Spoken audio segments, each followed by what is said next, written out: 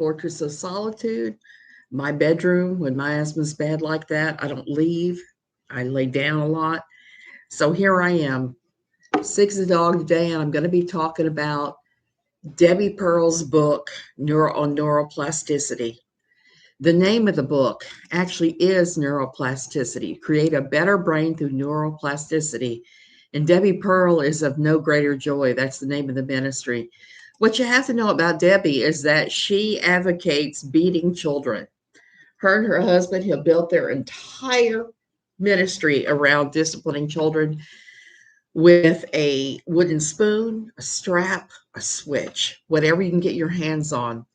He actually recommends 1/4 inch thick plumbing lines. That's all you need to know. You need to know that they are the most toxic people on the planet. I'm kind of excited to be doing the review, even I've got bad asthma, because of the fact that Chapter 2 involves Jill Rodrigues, and I have some very distinct thoughts I need to talk about Jill Rodrigues today. Okay, Jill, we all know is a mess. So when I get to Chapter 2, I'll let you know about what messy things Jill has been doing. Debi Pearl, I'm not sure exactly why she decided that she was the right person to talk about neuroplasticity. The only thing that I could think is, good morning, Heidi. Good morning, Bits and Bytes. The only thing I can think of is that Michael, her husband, he had a stroke, and I think it was a pretty bad one, maybe 4 or 5 years ago, maybe 6 years ago, quite some time. He had the stroke, and he disappeared from the ministry for like 18 months, 2 years, something like that. So clearly the stroke he had was not a TIA, one of those little tiny mini strokes. I had one of those little tiny mini strokes 3 years ago, 3 years and some months. And then 6 months ago, I had a more serious thalamic stroke. And I'm still here. I'm still talking. I'm still within my right mind, within reason, because this has stripped out some of my filter. So I can only imagine how horrible Mike's was. But that's what I think drove the entire looking at neuroplasticity. Because let's face it, Debi has a high school diploma. And not even a high school diploma from a good school, but from some public school in rural Tennessee, such that it is. So anyway, Debi's book, she talks about how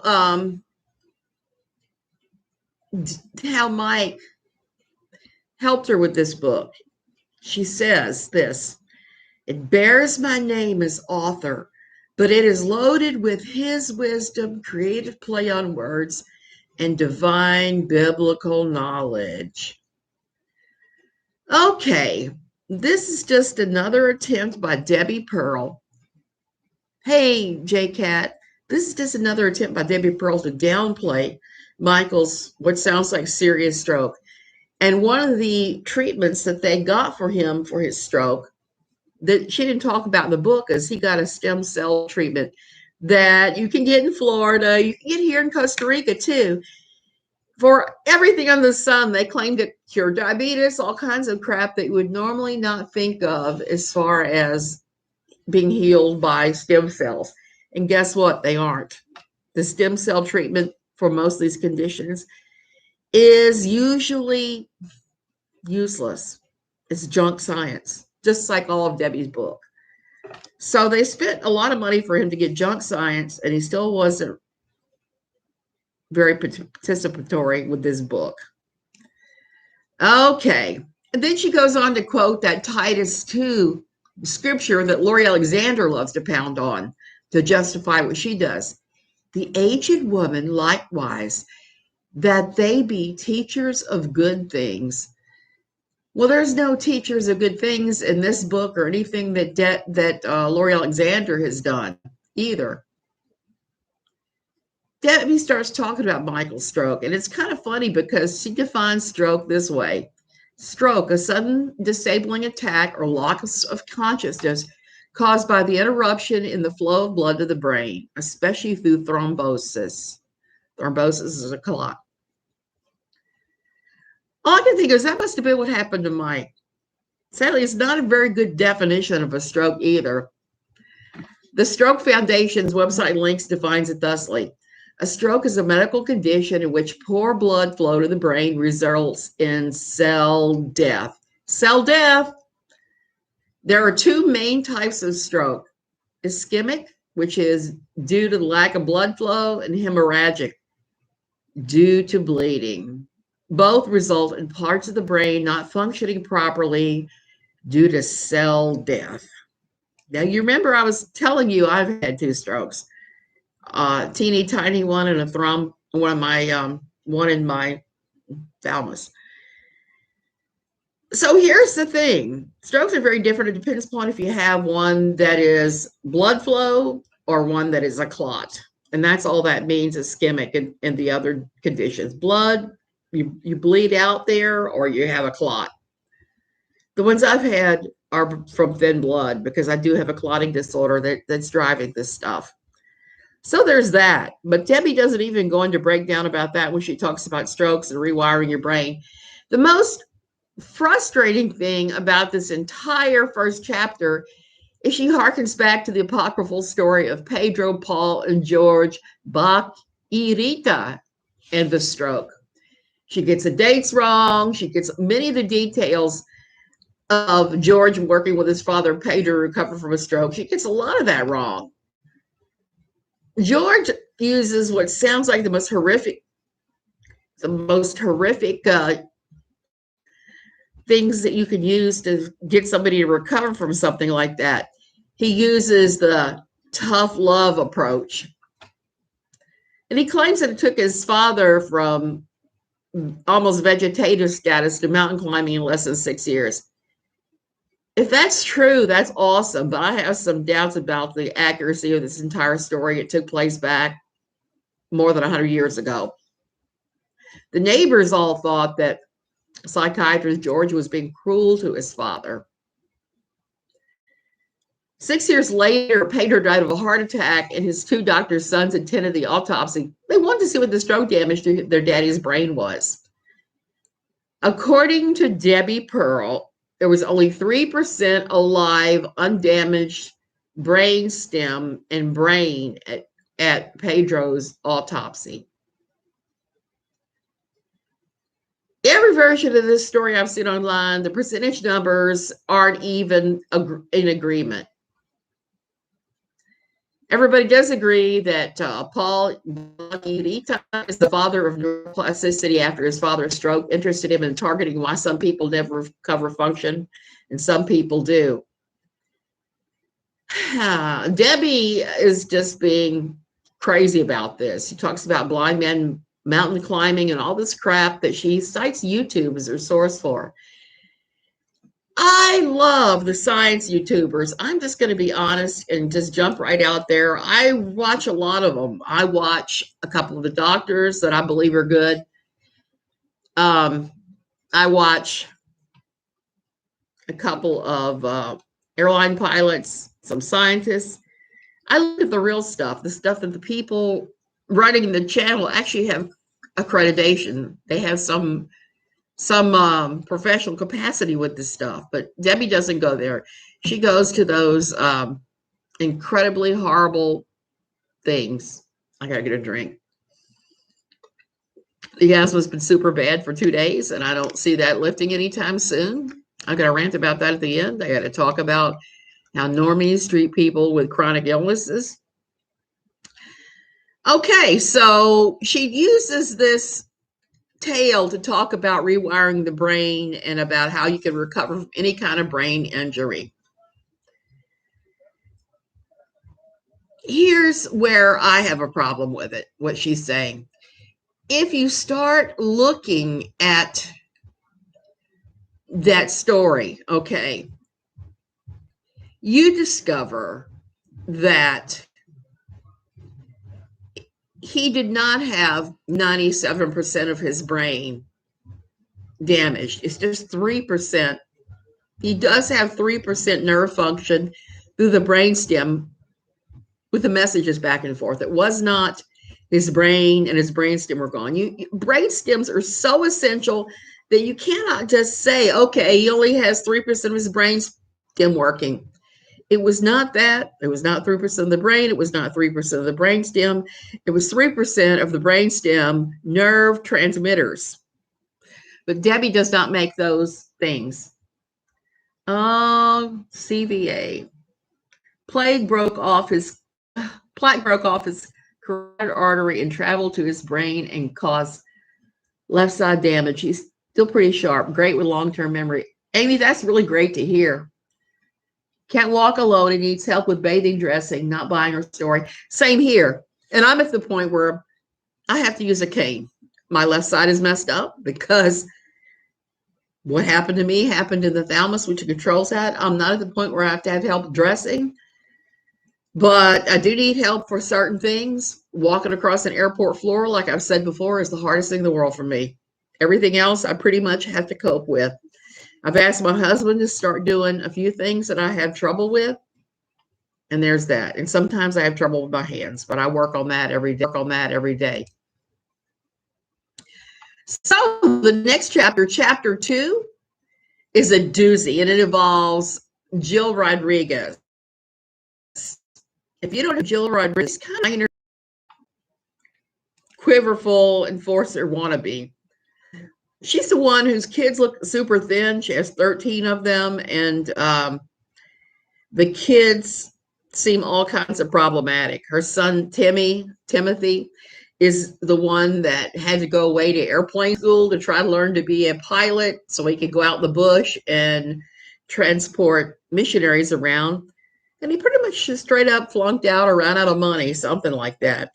Jill's kids are super thin to the point where people are calling CPS on them frequently.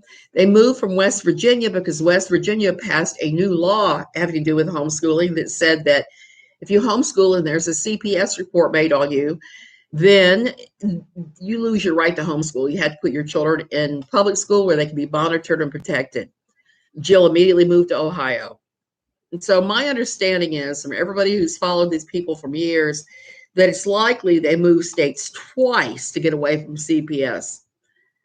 So Jill posts all over the place, has to use a wheelchair, going to appointments, etc. Strokes are brutal. Thank you for telling me you're glad I'm doing well. I'm doing better, and I'm trying the neuroplasticity thing.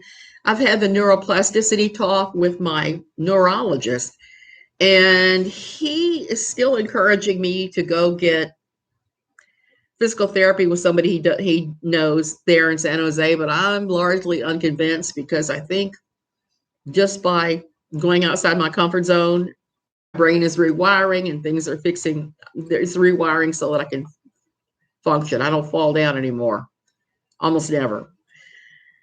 So back to the book here. So we got Jill Rodrigues's part. Jill Rodrigues loves to use the word severe. Right now, she's in Florida with her son-in-law and daughter who just had a baby. Nuri and Nathan just had their baby. And Jill posted the most offensive thing to her Instagram today. Now, Jill's daughter, Nuri, when she got married to Nathan, she was big around as a pencil. Poor girl. You could just see she was not at anywhere near regular weight. And Jill tries to claim that her kids are super thin because of heredity. Her husband is rather large and fluffy, and she is a Plexus ambassador who doesn't seem to be super successful about losing weight. Hey, Christoph Ann. And hey, Laura. So Jill posted this morning a video of her newborn grandchild, and she started talking about giving her daughter the Plexus pink drink. She's postpartum. She doesn't need to be bugged with any kind of thing like that. She needs to be eating the proper food because she's breastfeeding that baby. She really needs a balanced diet with the proper levels of fats and carbohydrates, good fats, high protein, the whole 9 yards to make good milk. It's essential. You don't diet when you're postpartum and you're breastfeeding especially, you just don't do it. If you're breastfeeding, the weight will come off mostly anyway, is what has been my experience. So this is what Jill is pushing. She's pushing for her daughter to do that. So Jill is something of an attention lady of the night. I'm going to say, I'm not going to say the W word because YouTube. So she had a baby named Janessa back maybe 3 or 4 years ago. Janessa, she had problems with Janessa when she was still in the utero. Janessa, like myself, suffered a stroke in utero. Okay. They had a lot of problem before Janessa was even born. And they knew about it. Unlike, in my time frame when I was born 61 years ago, there was no test to figure out if the baby in your uterus had a stroke. I only found out after the fact. So at some point during Jill's pregnancy, she was told that the baby was missing her corpus callosum. That's the part of the brain that connects the two hemispheres. It's a critical part in allowing information exchange between the two halves, and it plays a vital role in physical things like walking and other physical functions. There's no real answer as to why that would happen either. There's a bunch of different possible factors: prenatal infections like rubella or viruses, genetic abnormalities like Anderman and Cardi syndrome, toxic metabolic conditions like fetal alcohols, something preventing the corpus callosum from growing, such as a cyst in the brain, can happen too. It could also be part of a recessive genetic disorder where the parents are carriers and the child is the only one that gets it. Now, Jill is just, Jill, I can't even with her. She's like I said, she's an attention lady of the night. She likes her attention. She doesn't care who and why that has to take place, which is why the second chapter in the book on neuroplasticity is all about Jill. Okay, and I do know that Jill did swill a whole lot of Plexus during that pregnancy. And Plexus does have a methamphetamine metabolite. The FDA has said that it's harmful, but who knows? I know a lot of people that take it that swear by it. They swear it does well for them. Who knows? Jill Rodrigues' doctor suggested an abortion. That's how bad he felt like the damage to the child was. He said the baby might not even survive, and if it did, there would likely be excessive, extreme, severe, according to Jill, mental and physical challenges, and the child might have constant seizures. That's what they were saying early on to Jill. She decided to have the baby, even as at that point they knew the baby had brain lesions and it had a stroke in utero and that it was missing the corpus callosum. So what are the long-term outcomes of missing that part of your brain? Well, it really depends.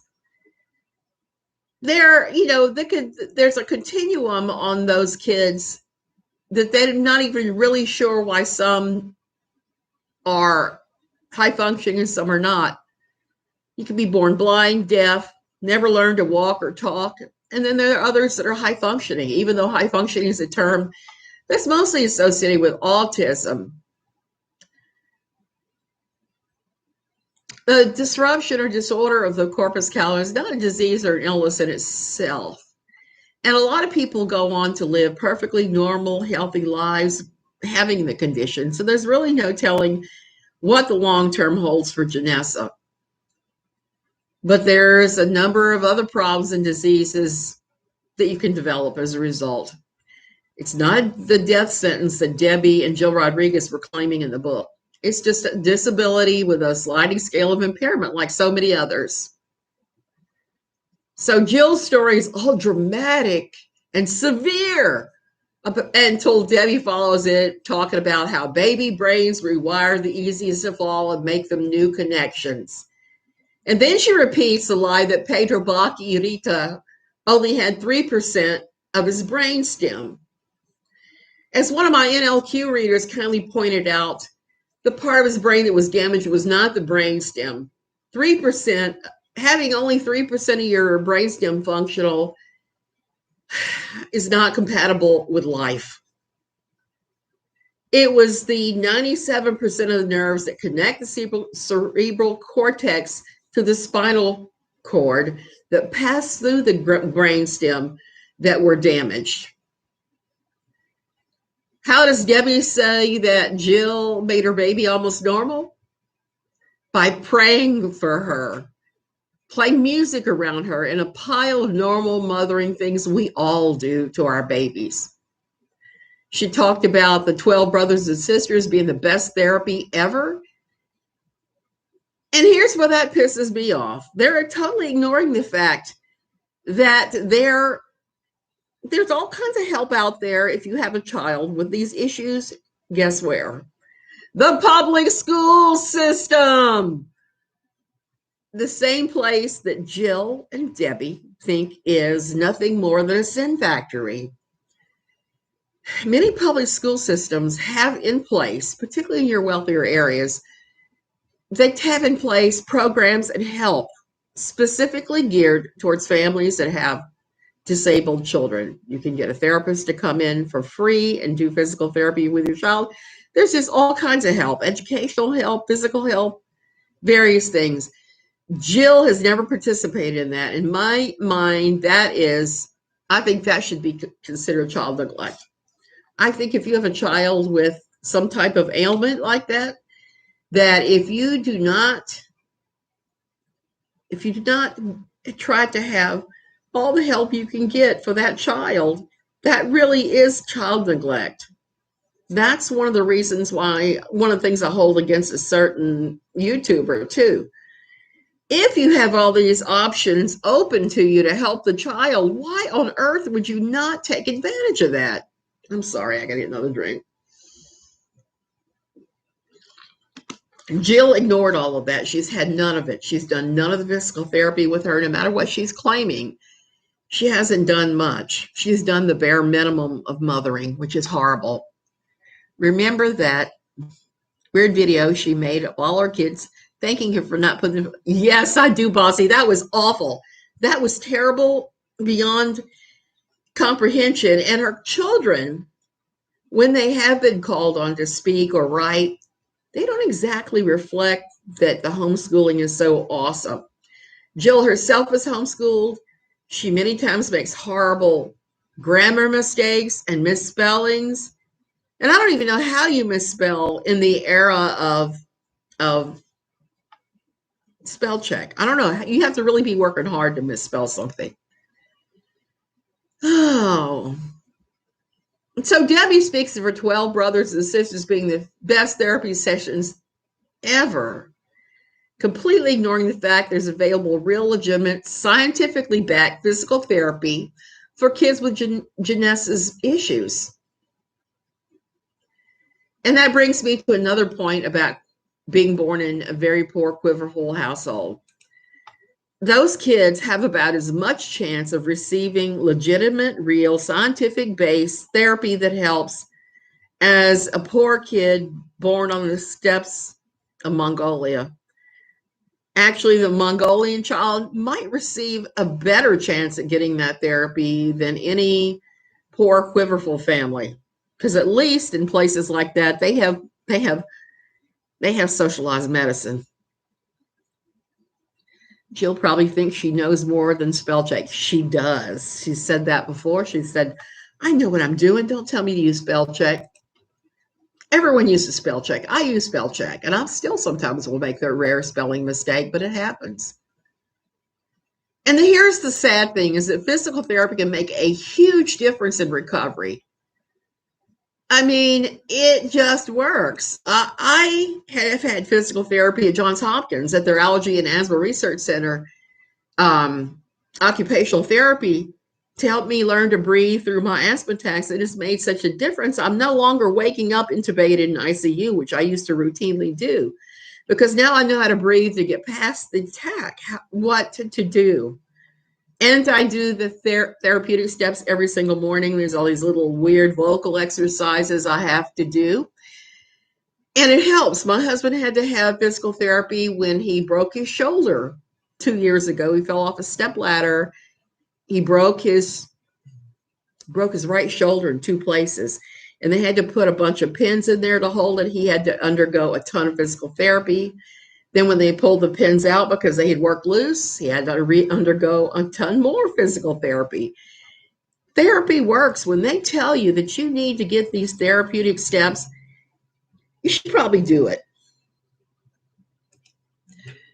Even though I'm not doing the one for balance. I have just looked that up online and I'm doing the exercises here. Okay, so not taking a child with medical issues into physical therapy that can help the child develop more normally and assess the problems the child is having should be a crime. CPS should look at that instead of whatever it is they were investigating the Rodrigueses for. Okay, and Jill wrote a update at the very end of the chapter, and I got to read that too because it's pretty ridiculous. To this day, Janessa has shown no, in capital letters, signs of being developmentally what? Delayed? She tries to talk, walk, and is right, capitalized, on target for her age.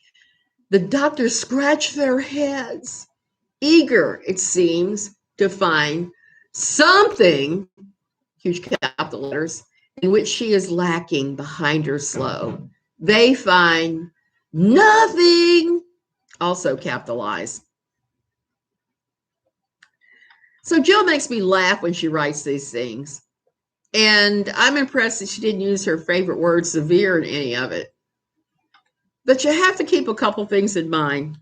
There's not a whole lot of videos out there of Janessa walking. There are few now, but before they were always pulling her around in a wagon or carrying her, or she was cruising around hanging on to something when she was like 3 years old and should have been walking. So she clearly wasn't walking unaided. And I feel that. I noticed that when they take her to the grocery store, they give her one of the little teeny tiny little carts to hang on to.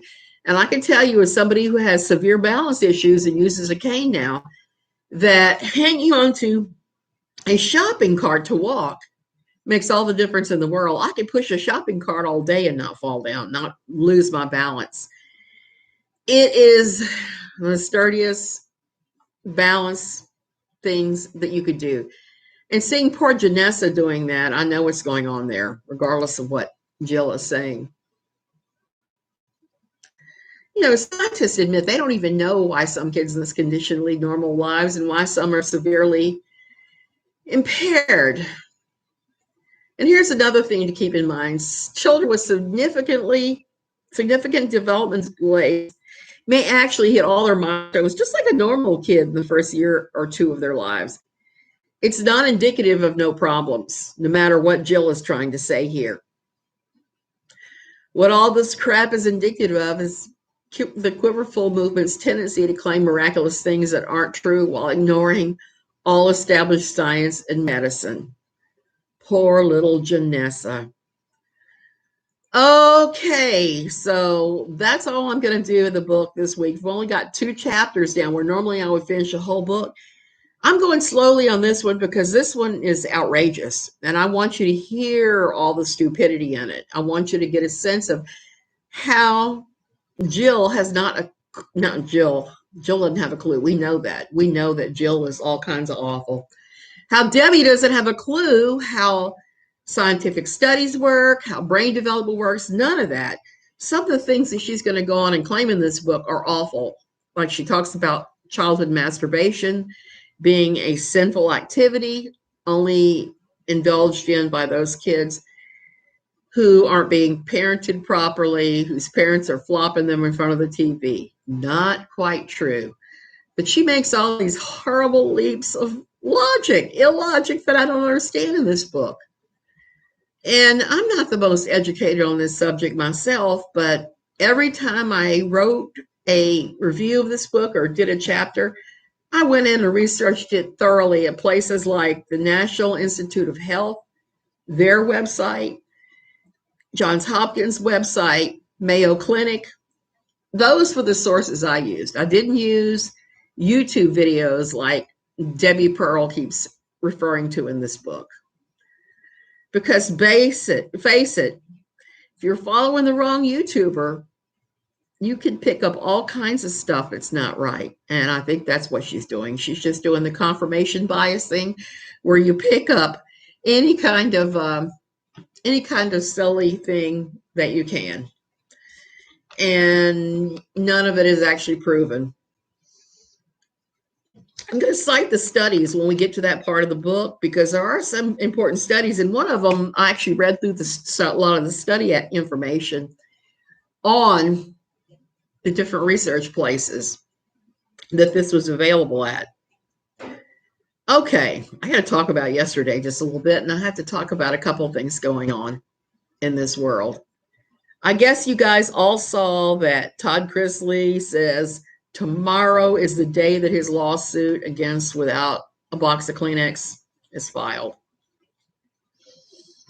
I heard from him about the class action lawsuit, and he says it's on and they have my information.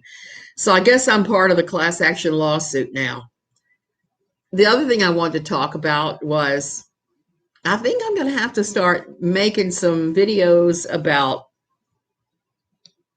living with a chronic illness and how to deal, because yesterday was just ridiculous. I have to talk about this very briefly because of how stupid that got.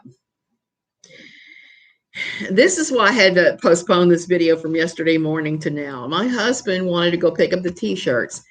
Back in July or August, we joined a new church that he likes, and I'm not so fond of it for a couple of reasons.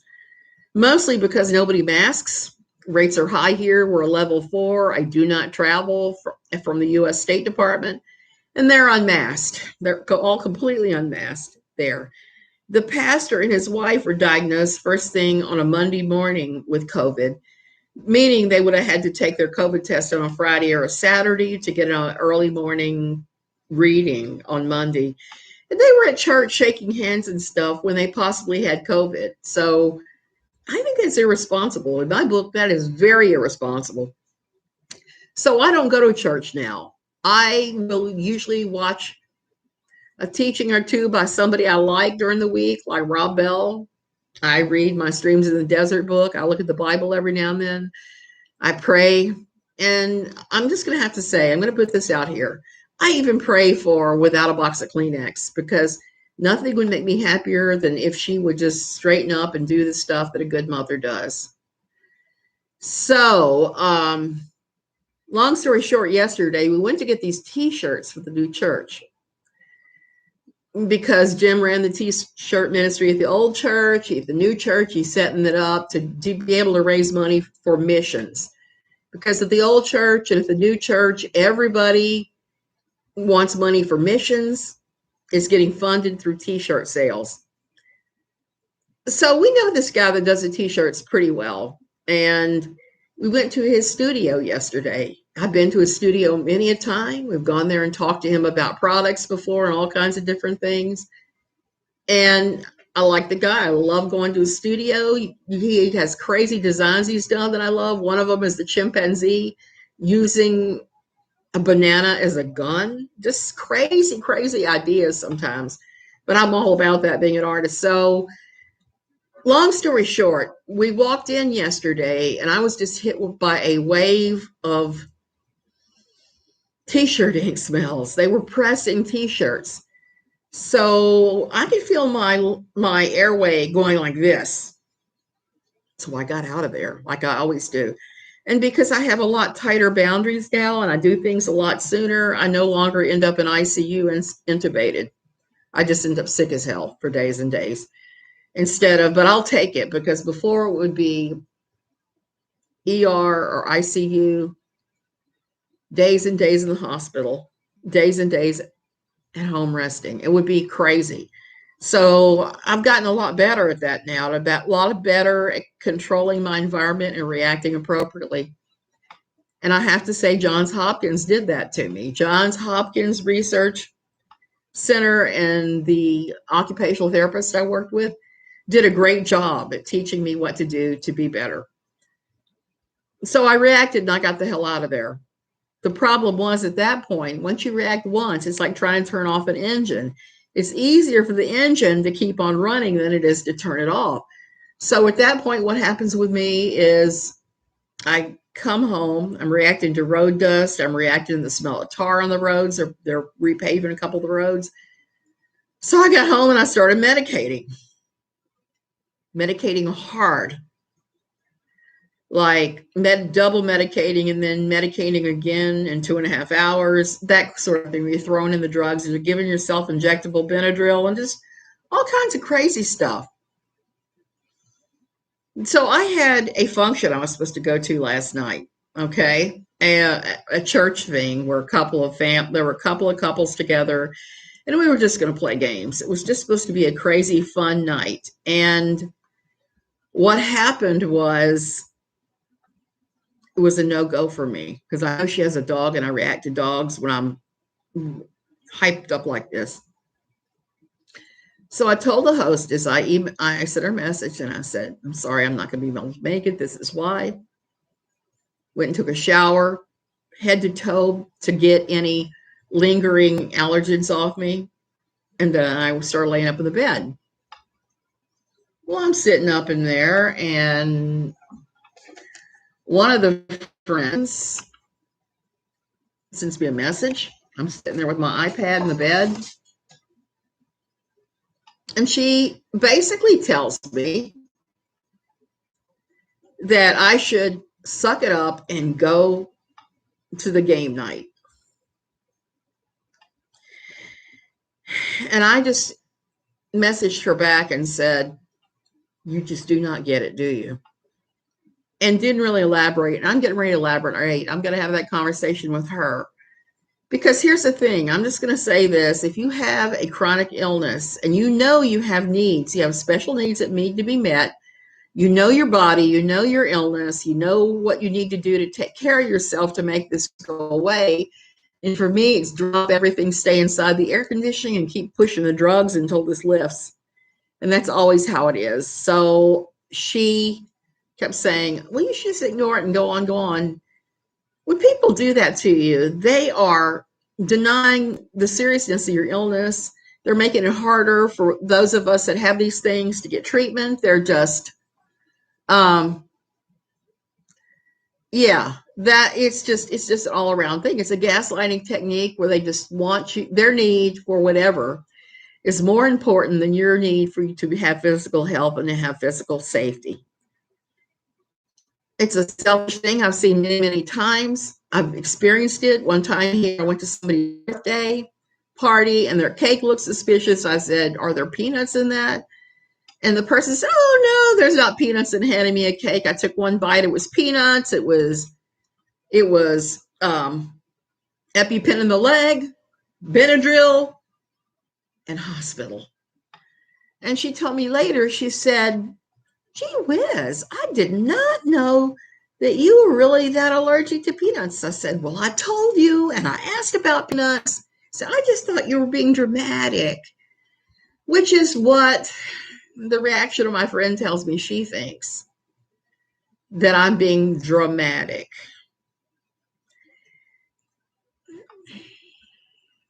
Okay, I'm trying to control myself and to not lose my mind and yell out curses about this person right now.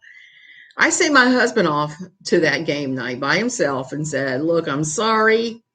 He had a great time. He came back and told me about it. I was glad he went. I don't want to impact his life to have a lesser life because I have medical issues. When I was talking to a friend, I was so mad I started crying because I had just taken my oxygen levels and they were 91%. Now, if you're an asthmatic, you know when you go in that range, you have to start thinking about going to the ER to get supplemental oxygen. That's just too low. So there was that. But I did what I had to do yesterday until my O2 stats lifted and I'm feeling slightly better. I couldn't have sat here and talked to you last night or yesterday during the day. It would not have happened. I was so sick. So there's that. What you gonna do? My point of bringing all this up is I want to say that if you have special medical needs and other people are trampling on that, you are perfectly within your right to fly the bird at them or whatever and just say, no, stop. These are my boundaries. You've crossed my boundary. You've tried to gaslight me. You've tried to prevent me from treating with this with the proper seriousness. And you're allowed to end that friendship and go on. I'm about to end that friendship. It's just, this is just too much for me. So that's why I'm ranting about this today. I think I'm going to start doing some videos on the special challenges of living with a chronic illness, because those of you that have it, have their different things, you know even well how hard this is. And when you have people on the sidelines saying, oh, you look great. You look great. I don't think anything's wrong with you. They make it all the harder. That's the one blessing with age and long-term illnesses. We can feel our bodies that we know to take heed. Can't stand people who say, suck it up. Willfully ignorant. Heidi, that is exactly right. Willfully ignorant. And at the same time, we have Jill Rodrigues, who is hobbling along gamely, who is hobbling along gamely for what looks like a bad sprain on her ankle, making everybody else take care of her. She's at her daughter's house with her pile of kids, and the responsibilities are all falling on the kids. Well, I think kids should do some chores and things. They shouldn't completely run your household. You're the mother. There's some things you should be doing, even if you're doing them from the couch and the husband is doing the rest of them. Parents need to learn to parent. And Jill, you need to go to the doctor. I'm just going to come right out and say it. You need to have that thing x-rayed to make sure there's no break, because you could easily have a hairline fracture that would not heal in time. Angela, I'm doing better today. I'm still not 100%. I'm about to crawl in the bed. I'm doing laundry today, so I'm only getting up long enough to grab something to drink with caffeine in it, like a Diet Coke, which this is. And I'm running the washer dryer. So there's that. That's my day. That's how my day is stacked up. And I'm fine with that. I'm going to read 5 trillion books as usual. Hopefully that will give me more books to talk about for this. I'm going to talk next week about chapters 3 and on. It took me like 20 weeks to break this down. So this is one of those books that's just so horrible that it has to be looked at in parts. And then when I finish with this one, I'm going to start on Lori Alexander's first book, because that one was also a cluster like this. And if you were on the sidelines going, gee, maybe I need to be more submissive to my husband, and you take that in, you could really end up in some strange places. And I'm going to talk about that too, because of my time in Quiverful. So many horrible, horrible things happened that could have easily been avoided. So it is what it is, as I like to say. So who's been watching Bobby the robotic cat videos? I have been watching those and just laughing. I don't know who that person is, but they have rapidly turned into one of my favorite creators on YouTube. They have really said some really crazy things. Right now I'm watching Carolyn Ironwill, who I also love, fight with Bobby the robotic cat. And I don't think that fighting with a comedian is ever a good thing. I think the thing you need to do when people do that to you is the same thing you need to do when people cross your boundaries with your illness. Just bless your heart and you move on. You skedaddle on down the road. You just don't take it in. I made the mistake of taking this in, what this friend said to me, and I cried yesterday afternoon for quite a stretch because, well, A, the adrenaline running through my bloodstream, and B, I was just hurt that a friend actually discounted what I'm going through. So there it is. And I am rapidly running out of air, so I'm going to go ahead and go. You guys have a great Sunday. Do something fun today. I think I'm going to do something fun. I'm going to figure something out that I can do laying in that bed that I enjoy doing. Oh, I do have a sad announcement to make. My husband is after me to no longer do any more Nigerian romance scammer videos. He is uncomfortable with that because he's afraid they're going to chase me down and do physical harm to me, these guys. And I had a new one today that I had to just say, flake off and die, scammer. Die. So you guys have a great weekend. I'll see you on the other side of this when I start being able to breathe again.